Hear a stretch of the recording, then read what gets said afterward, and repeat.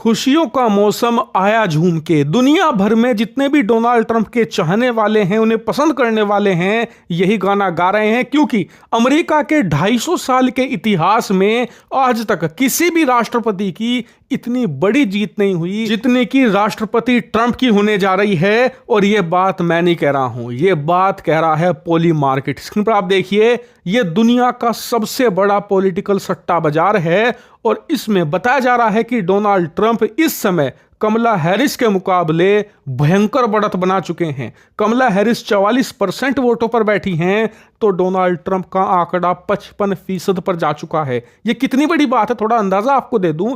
2020 के जो इलेक्शन हुए थे ना, जिसमें डोनाल्ड ट्रंप की बुरी हार हुई थी, उसमें ट्रंप और बाइडेन के बीच में वोटों का अंतर मुश्किल से 1.5-2% था। यहां बात हो रही है 10% की। इसका मतलब ये कि जो 274 का बहुमत का आंकड़ा है उसे तो छोड़ दीजिए आप, डोनाल्ड ट्रंप यहां पर 2/3 बहुमत की तरफ बढ़ रहे हैं। हालांकि आप कहोगे कि यार एग्जिट पोल का या ओपिनियन पोल का भरोसा नहीं रहा। हाल ही में हरियाणा चुनाव में क्या हुआ सबने देखा, उससे पहले लोकसभा चुनाव में हुआ वो भी सबने देखा। इसीलिए मैं किसी भी अमेरिकी या विदेशी न्यूज चैनल का सर्वे दिखाई नहीं रहा हूं आपको, मैं पॉलीमार्केट दिखा रहा हूं, जहां पर इस अमेरिकी राष्ट्रपति चुनाव पर अब तक आम जनता ने $10 अरब लगा दिए हैं अपने खुद के पैसे। आप खुद सोचिए, जहां पर आम जनता पैसे लगा रही है करोड़ों की संख्या में, इसका मतलब असली जनमत और लोगों का असली रुझान पॉलीमार्केट ही आपको देगा। और सबसे मजेदार बात तो यह है कि अगर मैं आपको अमेरिकी न्यूज चैनल और न्यूज़पेपर के सर्वे दिखाने लग गया, माथा पीट लोगे, यकीन नहीं आता। चलो मैं आपको एक एग्जांपल दे देता हूं। ये देखिए, ये न्यूयॉर्क टाइम्स का है। न्यूयॉर्क टाइम्स ने कभी भी अब तक डोनाल्ड ट्रंप को कमला हैरिस से आगे बताया ही नहीं है।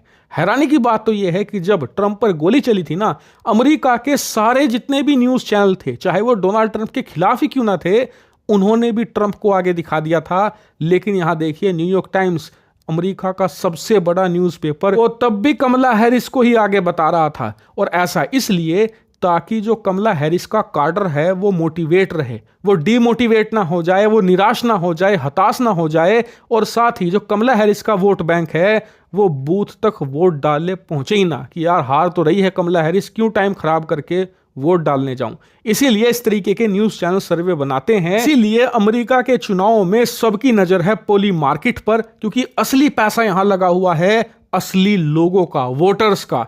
यही कारण है कि पोली मार्केट में जो 10% की बढ़त दिखाई जा रही है, इसका मतलब साफ है कि ट्रंप सिर्फ 1 महीना, यानी कि आने वाले नवंबर की 7 तारीख तक इसे अगर मेंटेन कर पाते हैं ना, तो ट्रंप को हराना तो छोड़िए, ट्रंप को 2/3 बहुमत यानी कि 77% सीट जीतने से कोई नहीं रोक सकता। साफ हो जाएगी डेमोक्रेटिक पार्टी। लेकिन सवाल यह है कि ट्रंप जो अब से सिर्फ 15-20 दिन पहले पिछड़ रहे थे कमला हैरिस से, इतना आगे कैसे पहुंच गए? इसका पहला जवाब है कि ट्रंप ने किसी भी डिबेट में कमला हैरिस का सामना करने से मना कर दिया, क्योंकि डिबेट में कमला हैरिस ने डोनाल्ड ट्रंप को बुरी तरीके से पछाड़ा था।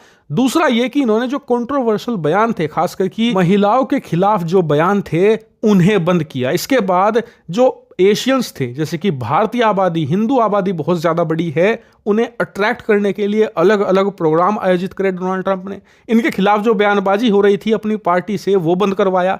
और सबसे महत्वपूर्ण फैक्टर था इलोन मस्क का सपोर्ट। इलोन मस्क एक बहुत ही पॉपुलर व्यक्ति है, ना सिर्फ अमेरिका में बल्कि पूरी दुनिया में। उन्होंने खुला सपोर्ट कर दिया ट्रंप का, जिससे कि उन्हें जबरदस्त मोमेंटम मिला है। इन्हीं कारणों की वजह से डोनाल्ड ट्रंप कमला हैरिस के मुकाबले इतनी भयंकर बढ़त बना चुके हैं, जिसे पाटना कमला हैरिस के लिए किसी माउंट एवरेस्ट पर चढ़ने से कम नहीं होगा। ये बहुत विशालकाय बढ़त है। लेकिन ट्रंप के साथ समस्या एक है, वो ये कि ट्रंप जिस शख्सियत के आदमी हैं, वो इस बढ़त को माइनस में ले जा सकते हैं सिर्फ एक बयान से। इसीलिए उन्हें अपनी जुबान पर कंट्रोल रखना होगा 1 महीना, उसके बाद उन्हें राष्ट्रपति बनने से कोई नहीं रोक